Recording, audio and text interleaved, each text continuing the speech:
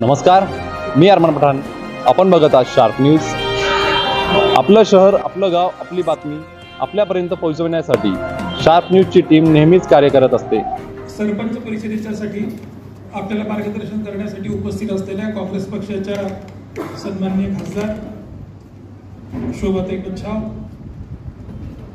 जिल्हा काँग्रेसचे अध्यक्ष माजी आमदार सन्माननीय शिरीष भाऊ कोतवाल, राष्ट्रवादी काँग्रेसचे जिल्हा अध्यक्ष सन्माननीय कुंडजीभाऊ आव्हाड, शिवसेनेचे जिल्हा प्रमुख सन्माननीय गणेशजी धात्रक,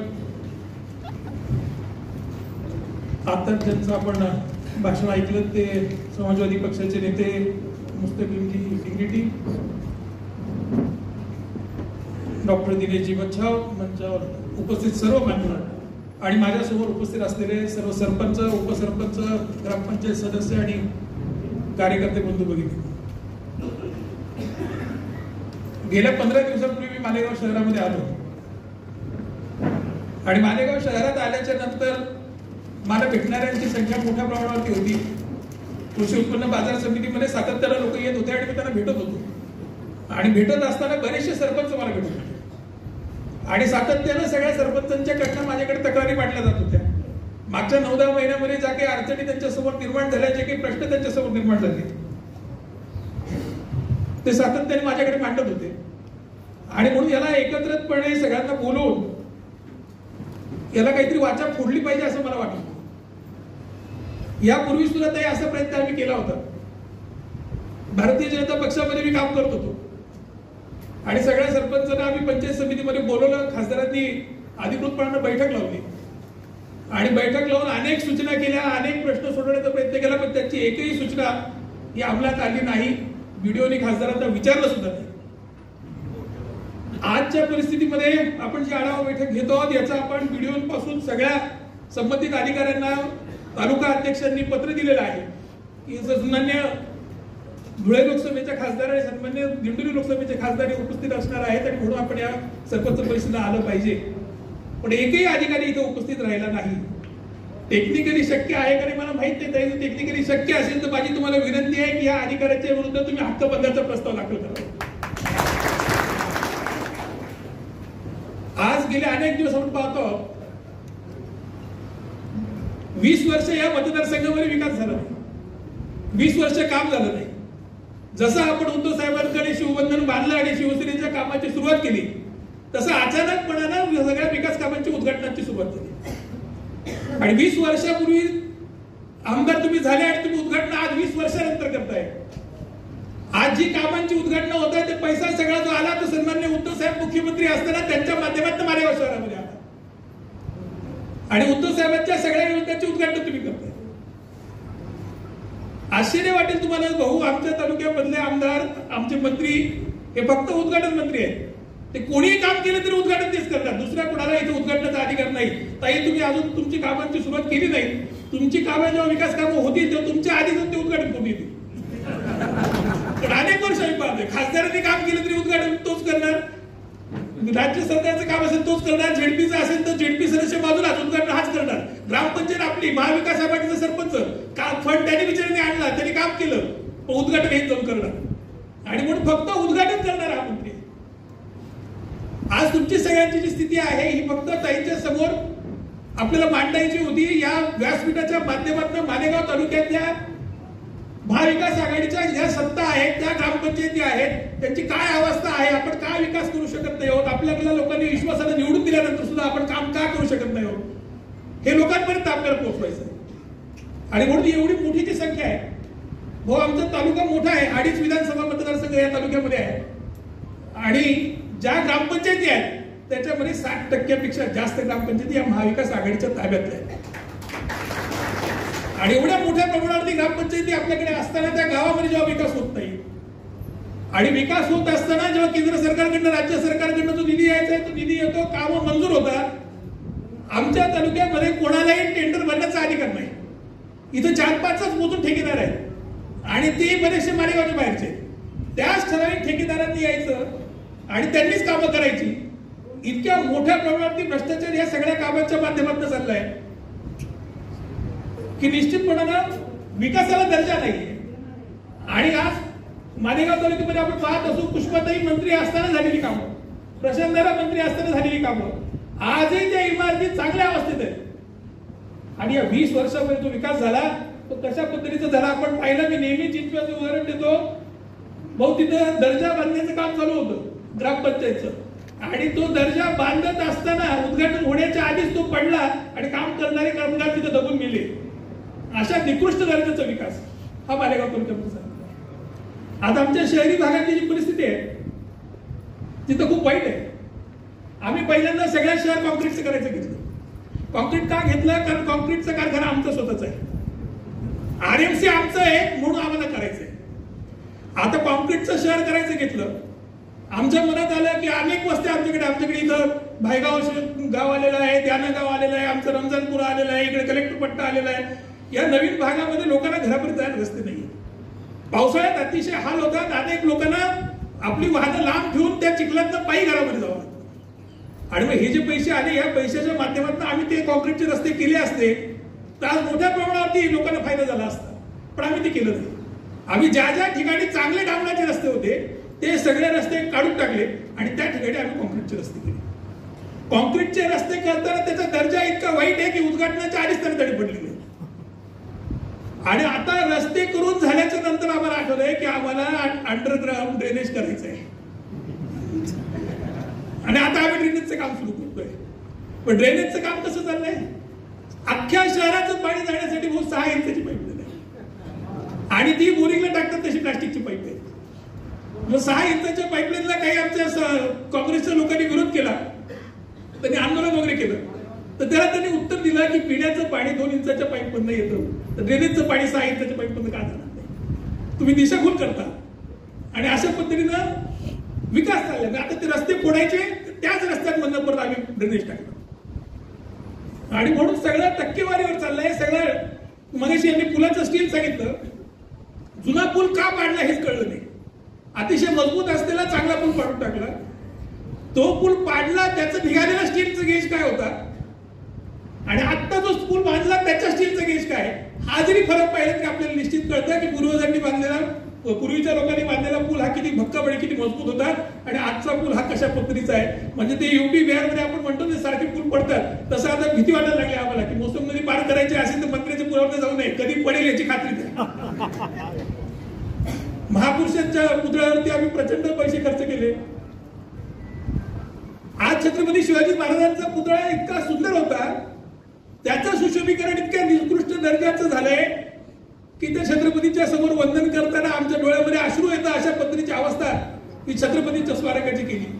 किती कोट्यवधी रुपये तुम्ही खर्च केले, त्याच्यात किती पैसे तुम्ही खाल्ले.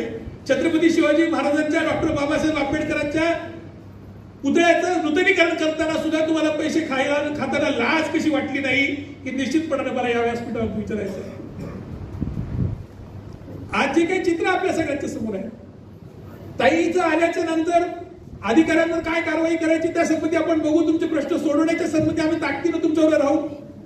ज्या ज्या ग्रामपंचायतींसमोर प्रश्न असतील, तुमच्या गावात आंदोलन करा, रस्ते बंद करा, रस्त्यावर या. त्या प्रत्येक सरपंचाच्या बरोबर ताई आणि मी तिथं रस्त्यावर येऊ हा शब्द तुम्हाला देतो.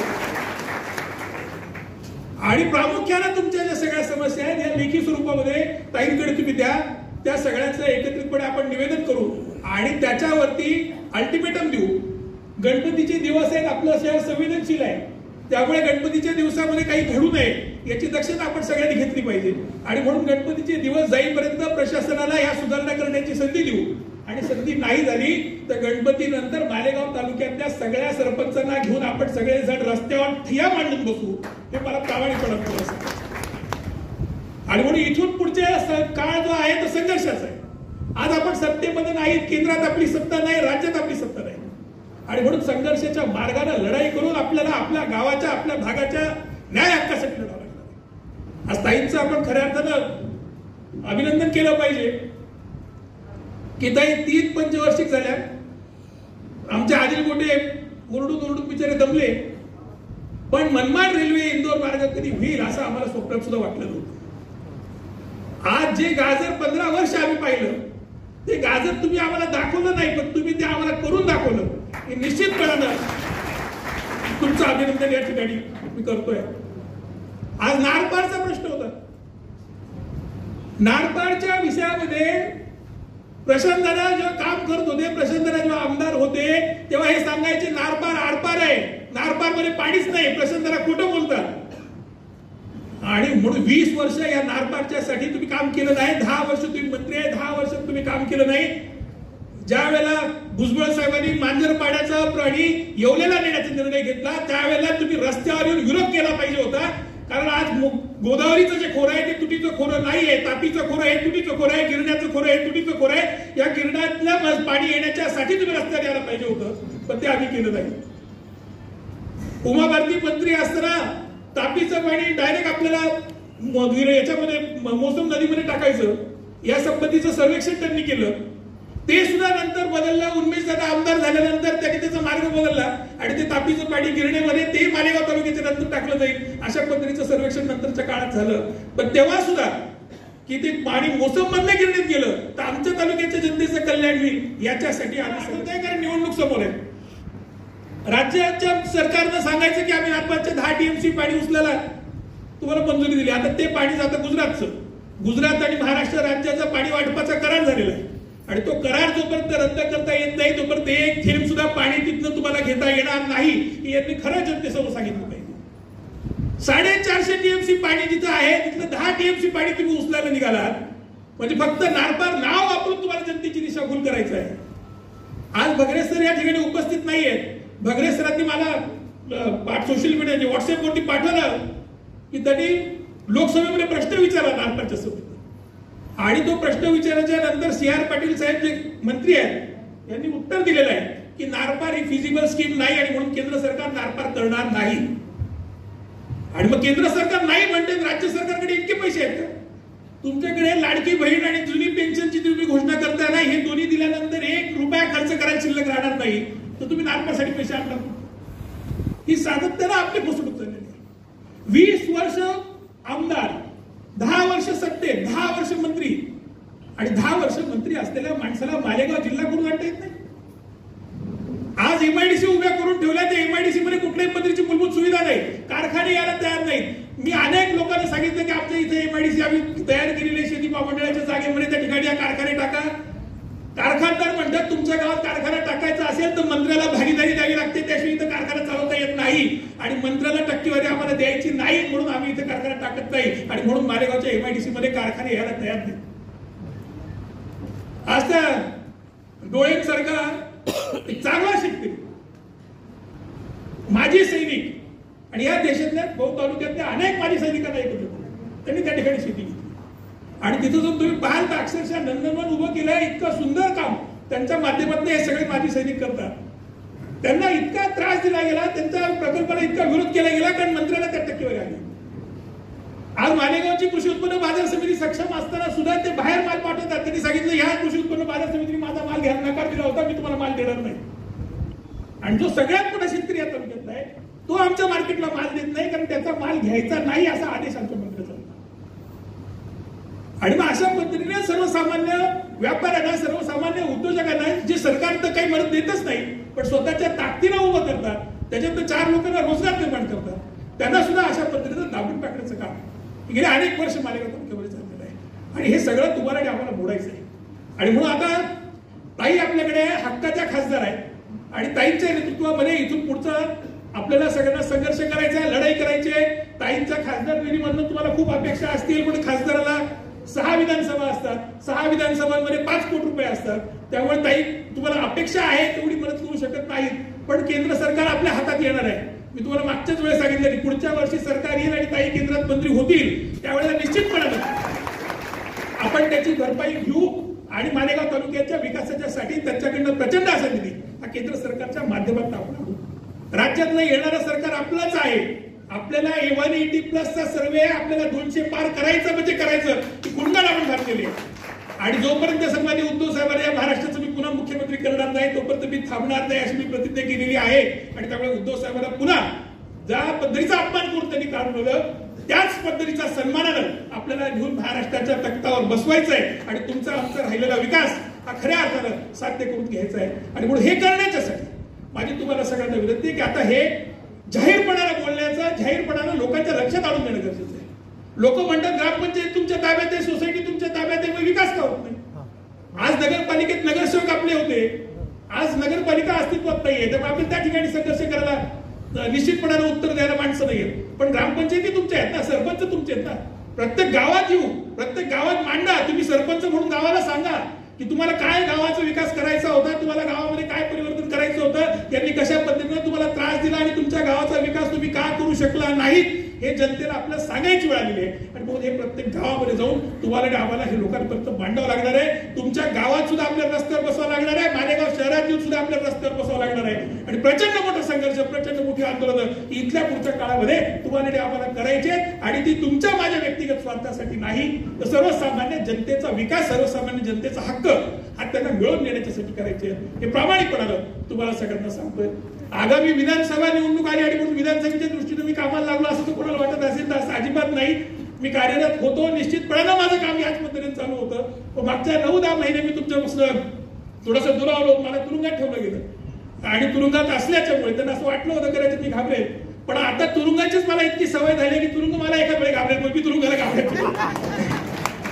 आणि आदरणीय पवार साहेबांचं मी ऐकलं की ते काय अमित शहाबद्दल कुठे म्हटलं होतं की मला अमित शहाबद्दल बोलणं म्हणजे तुम्ही सूर्याबद्दल बोलल्यासारखं आहे. पवार साहेब म्हणाले तुमचं सूर्य मी एक दिवशी महाराष्ट्राच्या तुरुंगात पाहिला होता.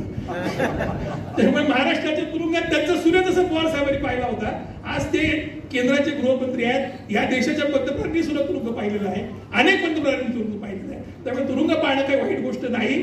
श्रीकृष्ण जो आपला आराध्य दैवत आहे त्याचा जन्मच कृष्ण जेलमध्ये झालेला आहे. आजपर्यंत मी सर्वसामान्य जनतेची सेवा ही माझ्या आई वडिलांनी मला दिलेल्या संस्कारांमुळे करत होतो. 9 महिने माझ्या आईने मला तिच्या उदरात ठेवलं म्हणून तुमची सेवा केली. आता इथून पुढे 9 महिने मला भारत मातेने तिच्या उदरात ठेवलं होतं. इथून पुढे फक्त भारत मातेची सेवा करण्यासाठी माझा जन्म राहील.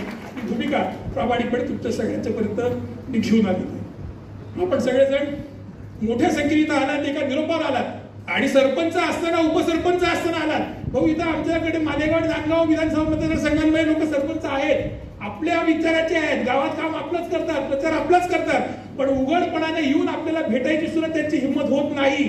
आज एवढ्या मोठया पद्धतीने हे सगळेजण इथे येऊन बसले, ही जी हिंमत त्यांनी दाखवली आहे त्या हिंमतीबद्दल खऱ्या अर्थानं महाविकास आघाडीच्या वतीनं मी तुमच्या सगळ्यांचा आभारी आहे, तुमची ऋण व्यक्त करतो. 2 महिने फक्त भाऊनी सांगितलं तशी कळ सहन करा. 2 महिन्यामध्ये परिवर्तन आपल्याला करायचं आहे आणि हे परिवर्तन मालेगाव तालुक्यात नव्हे सगळं महाराष्ट्रात करायचं आहे. आपल्याला सत्तेमध्ये यायचं आहे. इथून पुढच्या काळामध्ये मी तुम्हाला सांगितलं मालेगाव तालुक्यामध्ये महाविकास आघाडी म्हणूनच आपण काम करणार आहोत. शिवसेनेचं अस्तित्व वेगळं आहे, राष्ट्रवादीचं वेगळं आहे, काँग्रेसचं वेगळं आहे, अशा पद्धतीनं काम होणार नाही. मालेगाव विधानसभा असेल, नांदगाव विधानसभा असेल, मालेगाव मध्य विधानसभा असेल, महाविकास आघाडी म्हणून जो उमेदवार आपल्याला आपले श्रेष्ठी देतील ते सगळ्यांनी मिळून एकत्रपणानं काम करू. इथले जसं ताईंना तुम्ही निवडून दिलं तसे इथलं 3 आमदार हे मालेगाव तालुक्यात जाणारे हे महाविकास आघाडीचेच जातील. या पद्धतीनं आपण सगळ्यांनी बोट बांधूया. एवढंच या प्रसंगी आपल्याला सगळ्यांना सांगतो आणि आपले रजा घेतो. जय हिंद, जय महाराष्ट्र.